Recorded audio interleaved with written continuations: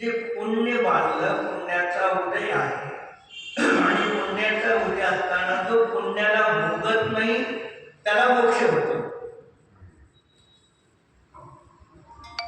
पुण्याचा उदय सामग्री आणि त्याला जो भोगत नाही त्याचं पुण्य नटून मोक्ष होतो.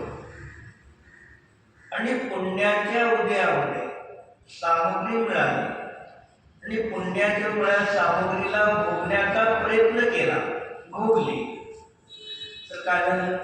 उदय पुण्याचा, भोगण्याचा भाव पापाचा. काय केलं? पुण्य खर्चून पाप आणले. आपण पुण्य खर्चून पाप आणत माहीतच नसतं आपल्याला. आम्ही पुण्यच वाढत चाललंय.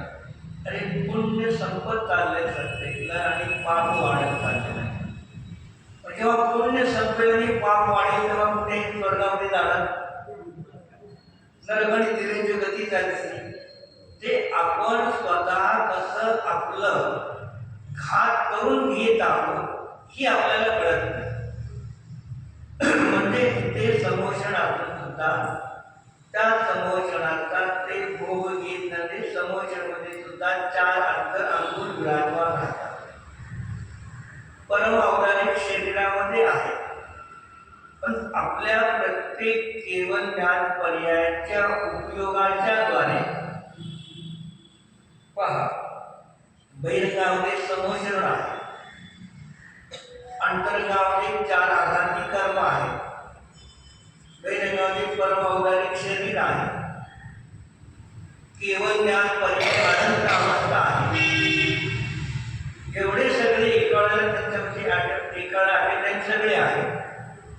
म्हणजे एवढे विषय नेय त्यांच्यावरती आहेत, पण ते कारण परमात्मा केवळ ज्ञानी.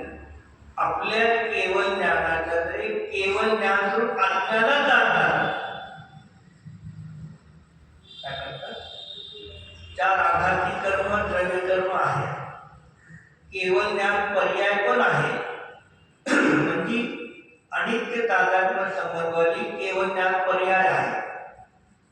एक क्षेत्राला संबंधवाला परमावधानिक शरीर आहे, भिन्न क्षेत्राला अणुत्तरित समोषण आहे. हे सर्व एवढे विषय असताना सुद्धा ते आपल्या केवळ ज्ञानाच्या तरी केवळ ज्ञानस्वरूप कारण परमात्म्याला जाणतात. मग त्यांना बाहेरच्या वस्तू बाधक आहेत का? बाहेर वस्तू कोणालाही बाधक नाही किंवा साधक नाही. आपल्याला इथं दररोज लिंबाच्या पानाचा रस ट्राय करायला देतो का? आणि उंटाला दिलं तर लगोड लागतं. ते अनुकूलता प्रतिकूल आहे. लिंबाचं पानच आहे. मला वाटलं मी अनुकूल म्हटलं, त्याला नाही वाटलं तर त्याला प्रतिकूल वाटलं. जे विश्वामध्ये कोणतीही वस्तू अनुकूल प्रतिकूल नाही हे पहिले सिद्धांत लक्षात ठेवा. आपला रागाचा परिणाम अनुकूल आहे आणि आपल्या द्वेषाचा परिणाम प्रतिकूल आहे. ते अनुकूलता प्रतिकूलता बाहेर कुठेही नाही. अज्ञानी नेयाला हटवतो. तुम्हाला जावा अज्ञानी नेयाला हटवतो, ज्ञानी नेयापासून ज्ञानाला निवृत्त करतो. हा ज्ञानी आणि अज्ञानीच्या दोघांमधला फरक आहे.